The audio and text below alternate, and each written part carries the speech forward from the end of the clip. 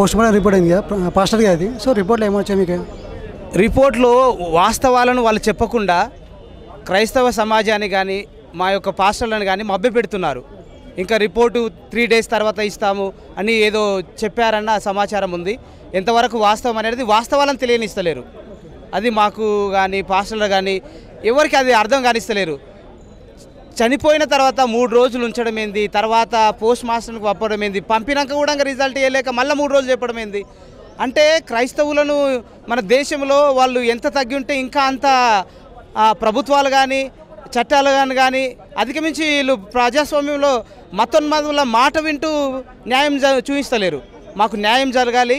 మా జస్టిస్ మనకు రాజ్యాంగంలో రాయబడినట్లు ప్రజాస్వామ్యంలో స్వేచ్ఛ ఉంది కదా, ఆ స్వేచ్ఛకు అనుగుణంగా పోతున్న క్రైస్తవుని ఇట్లా ఒక దొంగ వేషాలు వేసుకొని ఇట్లా చేయడము సమాజానికి ఎంతో హానికరమే. ఇది చట్టాలు కానీ ప్రభుత్వాలు కానీ చాలా చర్యలు తీసుకొని క్రైస్తవులకు కానీ ఫ్రీగా వెళ్ళే స్వేచ్ఛ లేకుండా చేస్తున్నారు. కనుక మాకు న్యాయం జరగాలి. అలాగే ఏంటంటే ఇంకో సోషల్ మీడియాలో వినిపిస్తుంది ఏంటంటే తర్వాత నెక్స్ట్ మీరు టార్గెట్ అన్నట్టుగా కూడా వార్తలు వస్తున్నాయి. సో దాన్ని మీరు ఏ విధంగా ఖండించగలరు? ప్రజాస్వామ్యంలో ఉన్న వ్యక్తులపైన క్రైస్తవులపైన ఒకరి తర్వాత ఒకరిని టార్గెట్ అని చెబుతూ వాళ్ళు ఓపెన్గా మాట్లాడుతున్నా మన ప్రభుత్వాలు ఏం చేయలేకపోతున్నాయి. ఇది మాకు అర్థం కాని ప్రశ్న. వాళ్ళు చంపి తర్వాత ఇట్లా చంపుతామని చంపి అలా అనుకున్నట్లు చంపుతూ మళ్ళీ తర్వాత వేరే వ్యక్తిని సపోర్ట్గా చేస్తూ వాళ్ళని కూడా చంపుతామన్న బెదిరింపులు వస్తుంటే కూడా చెప్తున్న వాళ్ళని కూడా వాళ్ళు ఓపెన్గా తీసుకోకుండా వాళ్ళు ఆన్లైన్లో చెప్తున్నా ఇప్పుడు వీడియోలలో పెడుతున్నా కూడా ఎందుకు చర్యలు తీసుకుంటలేరు? ఈ చట్టాలు ఎందుకు మాకు అనుకూలంగా క్రైస్తవునికి లేవు అనేది మాకు అర్థం కాని ప్రశ్న. అది అతి త్వరలో జరగాలని దేవుని ప్రార్థిస్తున్నాం. ప్రజాస్వామ్యంలో క్రైస్తవుడు ఎప్పుడైనా బాగులేని వ్యక్తులను బాగు చేసిండు. తాగుబోతులు బాగుపడ్డారు, నరహత్యలు చేసేవాళ్ళు బాగుపడ్డారు, ఒక దొంగతనం చేసేవాళ్ళు బాగుపడ్డారు. ఇట్లా సమాజాన్ని మేలు చేస్తున్న వాళ్ళను మీరు చంపుతున్నారు. మేము క్రైస్తవులము ఈ దేశంలో పుట్టి మేము తరతరాల నుంచి మేము ద్రవిడులుగా పిలువబడి ఈ దేశంలో ఉన్న మమ్మల్ని మీరు చంపుతున్నారంటే అది మాకు అంతు చిక్కని ఒక ఆవేదన. అందులో మన దేశ నాయకులలో మహాత్ములలో పెద్దలు నెహ్రూ అలాంటి గొప్ప వాళ్ళే చెప్పారు, క్రైస్తవులు నిద్రపోతున్న శివం లాంటి వాళ్ళు, వాళ్ళ దగ్గరికి పోకండి, లేక వాళ్ళు ఎప్పుడైతే తిరగబడితే అప్పుడు సమాజానికి శాంతి ఉండదన్నది అని చెప్పారు.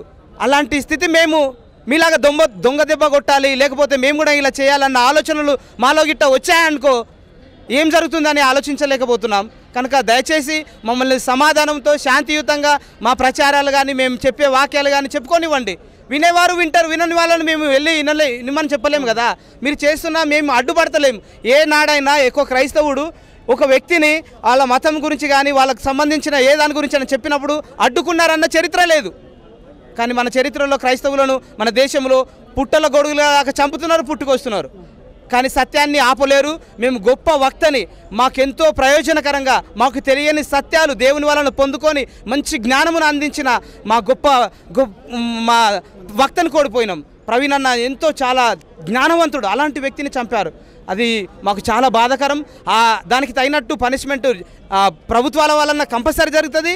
మేము నమ్ముకున్న దేవుడు మాత్రం నమ్మదగిన దేవుడు, ఆయన పగ తీర్చుకుంటున్నా అన్న దేవుడు. కనుక మేము పగ తీర్చుకోము, ప్రేమను చూపుతాము.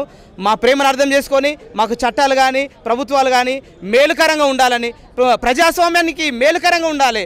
దళితులను కొడతారు, క్రైస్తవులను కొడతారు, ముస్లింలను కొడతారు. ఏం రాజ్యాంగం అనుకుంటున్నారు వేరే దేశస్తులు?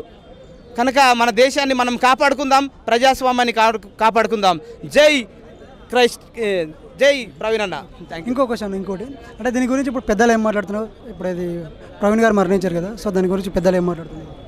పెద్దలు అంటే క్రైస్తవ పెద్దల యొక్క ఉద్దేశం ఏంటంటే క్రైస్తవులమంతా మనము ఒక ఆలోచన మీదకి వచ్చి మన బిడ్డల్ని మనం కోల్పోతున్నాం కనుక మనము మన చట్టాలను మన క్రైస్తవ బిడ్డలను మనం కాపాడుకుందామని అందరూ ఒక్క దాటికి వస్తున్నారు. కనుక ఈ దినమున చూసుకుంటే ఆంధ్ర తెలంగాణ ఇంకా వివిధ రాష్ట్రాల ప్రజలు తండోపతండాలుగా తరలి వస్తున్నారు.